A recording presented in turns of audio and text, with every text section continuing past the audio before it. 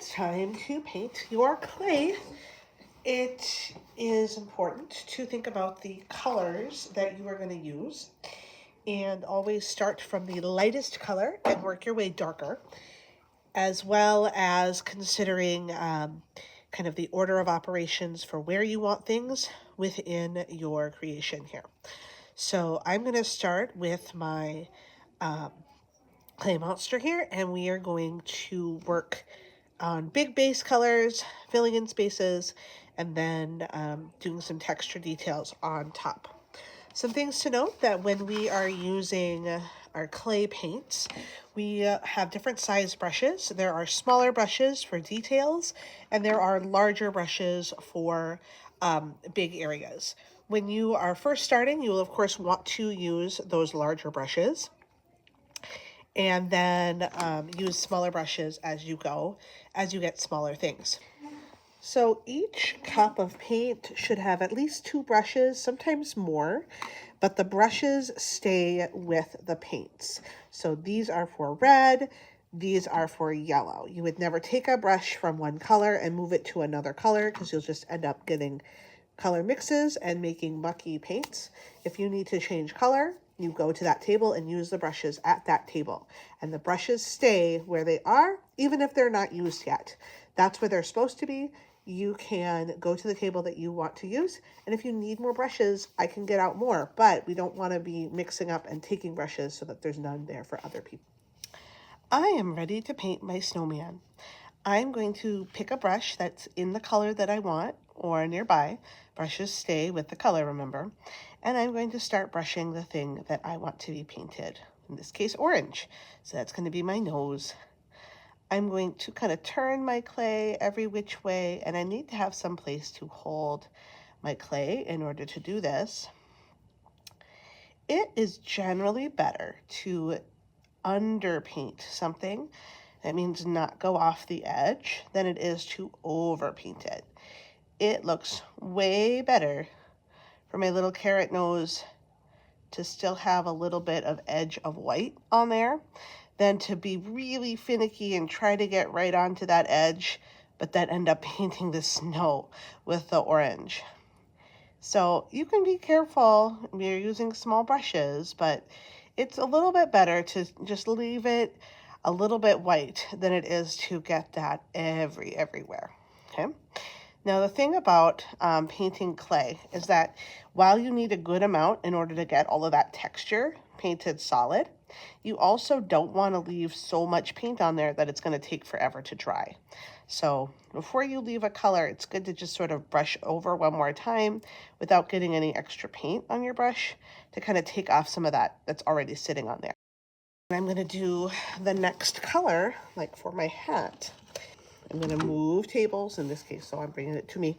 So your snowman is already white, and because snow is white, you don't actually need to paint everything. You just paint the accessories and the details. So I'm going to do like a base coat of this purple, and then maybe I'll have like a magenta pom-pom and fringe or something.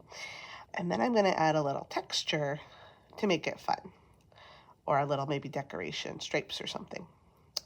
And I'll show how to do that in a second. So you can see here where I wasn't very careful, but I know I'm going to be painting that in a second, so I don't have to leave that white. So I can be a little more rough, but I should have been a little bit more careful there.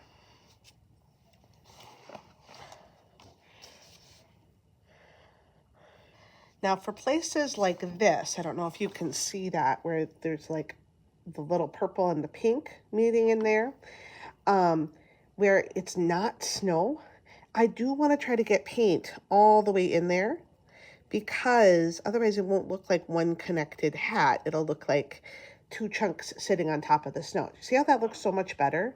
Even if it's the wrong color. I'm just going to get in all those little cracks and crevices and kind of smooch my paint in there.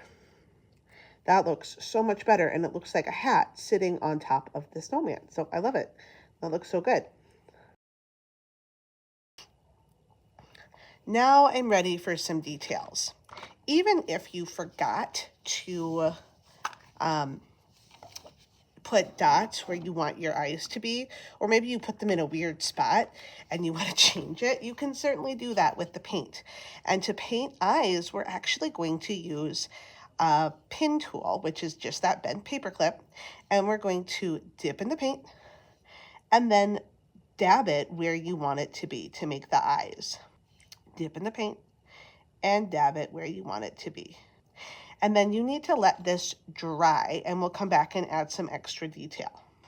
And I can also use this tool in other colors to help them show up as well. Now you can tell where my paint is still wet because of how shiny it is. Before I can do detail colors or decoration colors, I need to go back in and help it dry. We want to have a dry snowman before we paint a second color. It dries pretty quick. Like you can see my nose is almost all the way dry, and I've just gone to paint other stuff. But that other stuff is wet, and I want everything to be dry before I start doing those details. But now I have to be careful with where I'm holding. I don't want to stick my thumb in that brown paint.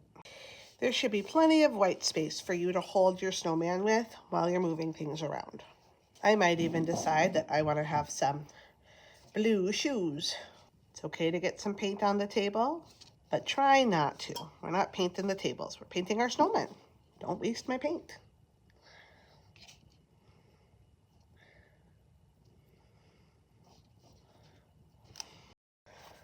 All right, so my clay is mostly dry.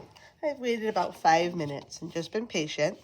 I'll go do something else while I'm waiting. Now you can see the boot is still wet because that was done a little bit later, but my eyes are mostly dry. So now I can add a little shine in my eyes by picking up the white paint with the pointer tool and just doing a little dot on that top surface of the black. It just helps those eyes shine and look so nice. There we go. We'll put a little dot right there. There we go. I like how that looks. So that part's done. I'm also going to be using the pin tool to do lines on the nose and some polka dots on the hat. You can wipe off the extra, or you can use the tool to go back and get some dots. You just have to make sure you know that you have to go back fairly often to get paint. It is a small tool. It can't hold very much at a time. So, you know, even swirling it around is not going to get you extra paint. It's just going to waste the time. Any places where you might have had a fingerprint, after it dries, mind, you could paint white on top of those places and clean it up. If you try to do that while that is wet, you will just make the white yucky and ruin it for everybody. So please make sure that they are dry. Either completely wipe it off with your finger as much as you can, or be patient and wait for it to stop being shiny. That is the main thing with clay, is that you don't want to cross mix your paints. You want to have those true nice colors. And my snowman is all done and ready to go on the grid.